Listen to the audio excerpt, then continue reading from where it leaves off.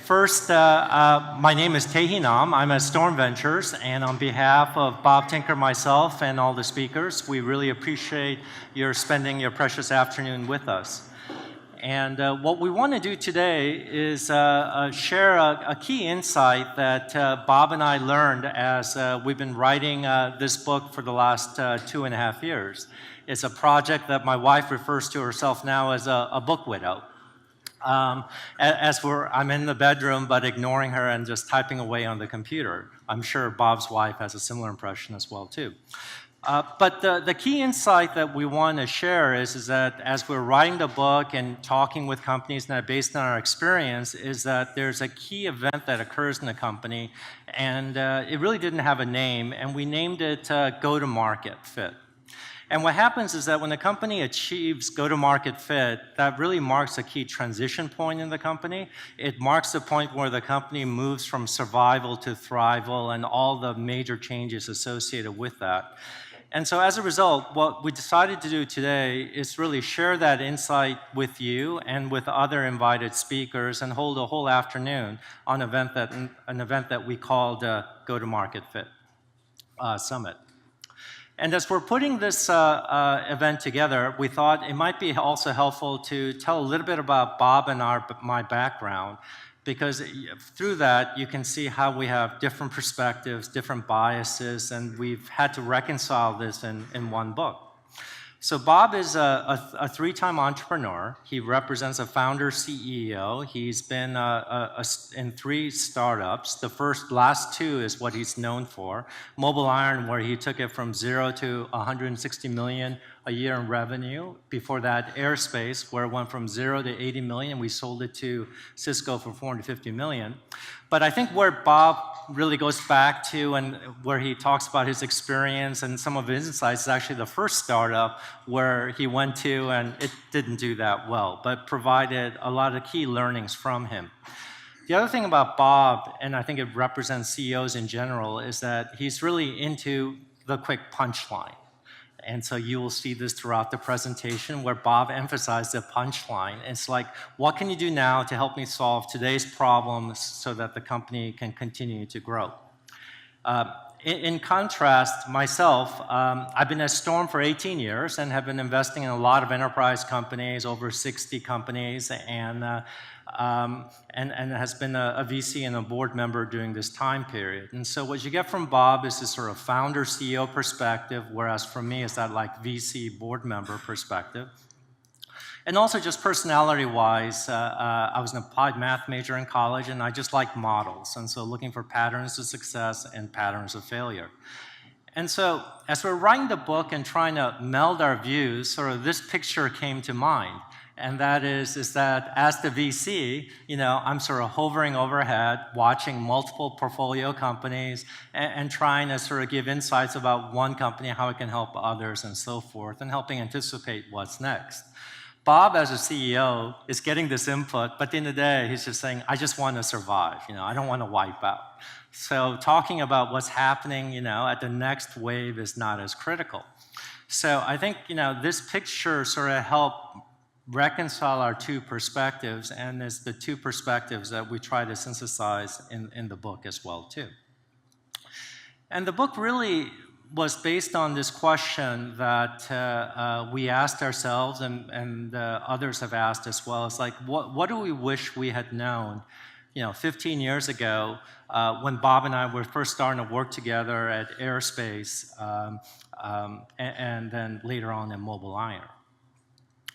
And as we started on this endeavor, and it really is an endeavor, what really helped us is that at the end of the day, it wasn't just Bob and I trying to meld our 2 different perspectives together, but we were fortunate, as you can see here, to go and talk to other people. John is going to come and be part of the panel here today. But as we talked to other people, what's great is that they were willing to share their stories, their learnings, successes, and failures as part of it. And that's what we tried to meld into this book as well, too. And through that, we wrote it down with the goal of what we want is something to help entrepreneurs succeed now, which relates to the punchline idea, and also anticipate what's next, and that appeals more to the VC perspective as well. So both of those. We're happy on April 16th, right after tax day, when book 1 got published. We're still working on book 2, but we're hoping to get that out fairly soon.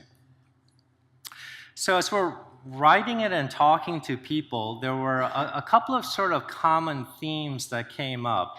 And we want to sort of share the insights there. And the first one was on, like, why do entrepreneurs and investors who succeed at one stage really have problems at the next stage of the company?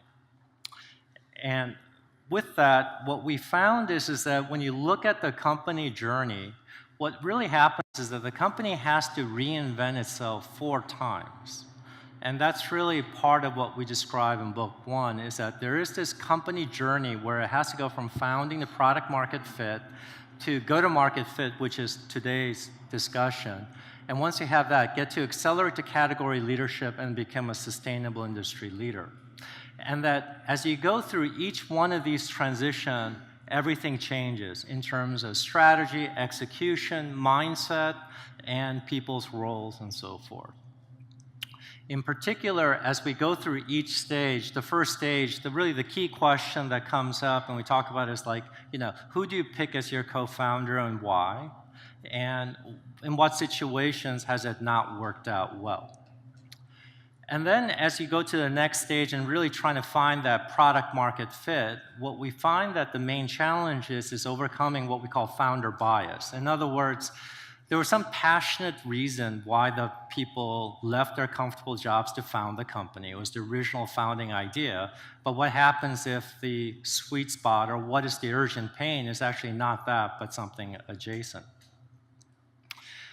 And then the next phase is about finding product go-to-market fit, which we'll talk about. And then once you find go-to-market fit, you switch from survival to thrival, and the feeling of the company changes to this idea of sort of calculated recklessness. This is what Phil Fernandez talks about, where the company is like investing money with unclear ROI, things that he was unwilling to do before, but after go-to-market fit, you need to make that transition to win. And then lastly, after you become a category leader, to become this industry leader, what's important is to actually then to do something which is escape your category, which means completely changing what made you so successful to escape it to become this industry leader. The second observation that, and this is really today's focus, is why do so many enterprise startups get to product market fit and never unlock growth? In other words, they got 5 customers, 10 customers, and very excited about that, but you just can't get that acceleration and unlock growth. And at that moment in time, what we find in companies is this is probably the highest stress moment within the company. You got some customers, so you're sort of past the honeymoon phase, but at the same time, you're not hitting expectations. And so there's a big gap between the plan and reality. There's a lot of frustration in the company. People are wondering, do we have the right people, the right skills, the right strategy, the right execution?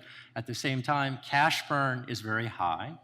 And normally the companies at this point are running out of time and money. And so it's a very high stress time period. And so we find that there is good news. There's an answer to this problem. And what we've uncovered is that there is a pattern that startups can do to sort of unlock this growth. And that's what we want to share about today, is that unlocking growth requires 2 things. One is from a strategy and execution standpoint. It requires finding go-to-market fit, and you'll hear a lot about that today. And then the second thing that's also equally required is on the people side, is that the go-to-market team will both need to learn their new roles and to unlearn what worked in the past. And so we'll be talking about both these themes in terms of both strategy and execution and on the people side. So I want to end with by going a little bit over today's agenda today and what we hope to accomplish. So I just finished the welcome.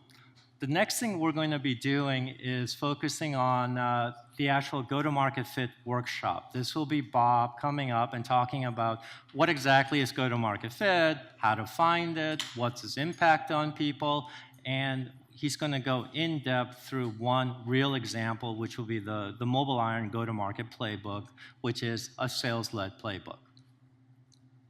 We'll take a short break, and then after that, we'll have a panel where Bob's going to be interviewing 3 founder CEOs on their go-to-market fit journey, and sharing that their experience through the journey. Both companies are at different stages, but you can get their insights about the journey, what's working, what's not working, and sort of the personal side as well too.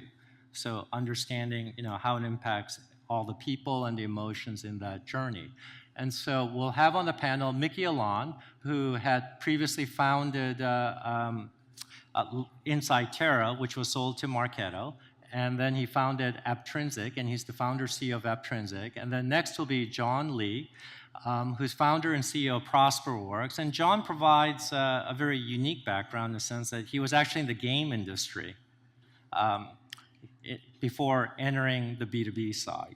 And so I think that provides a lot of very different perspective in terms of user metrics, go-to-market metrics, and so forth, very B2C driven, but applying it on the B2B side. And then next is, last will be Dominic Levine, who's managing partner Winning by Design. Winning by Design is a go-to-market enablement firm that we work very closely with and with our companies, but they also have working with about 100 clients. And so she'll be able to share with you sort of what she sees in terms of what's working and what's not working as well. After that, we'll have an interview where Bob will be interviewing Clara Shi, who's founder, CEO of Hearsay. Company is doing very well. They found go-to-market fit, and here the discussion is about refinding go-to-market fit. In other words, you have a successful company that's found go-to-market fit, but as they're introducing new products, changes, what is the process and journey like about refinding go-to-market fit for a different category? And then the next set of topics that we'll have is, first is John Miller, who is a co-founder and CEO of Engagio, and before that, co-founder of Marketo, first talk about the Engagio go-to-market fit journey and where they are right now. And we thought that would be interesting because actually, if you look in the book on page 30, we talk about Engagio's path to $1 million ARR and product market fit, sort of what they did every month in that journey, because they accomplished it in just 15 months from founding to crossing 1 million ARR.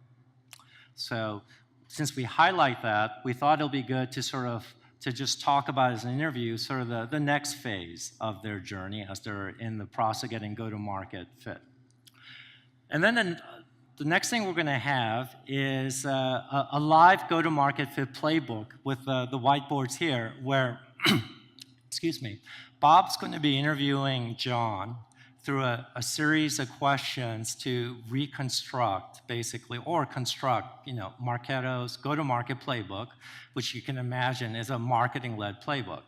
But more important than the playbook is we thought, is the whole Q&A process is something that could be relevant for other companies as well, too.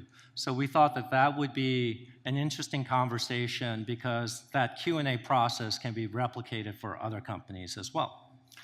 And then we're going to end with my coming up on closing, and then we'll have an opportunity for everyone to network and hopefully enjoy your time here, and of course ask Bob, myself, or any of the other speakers any questions that you may have.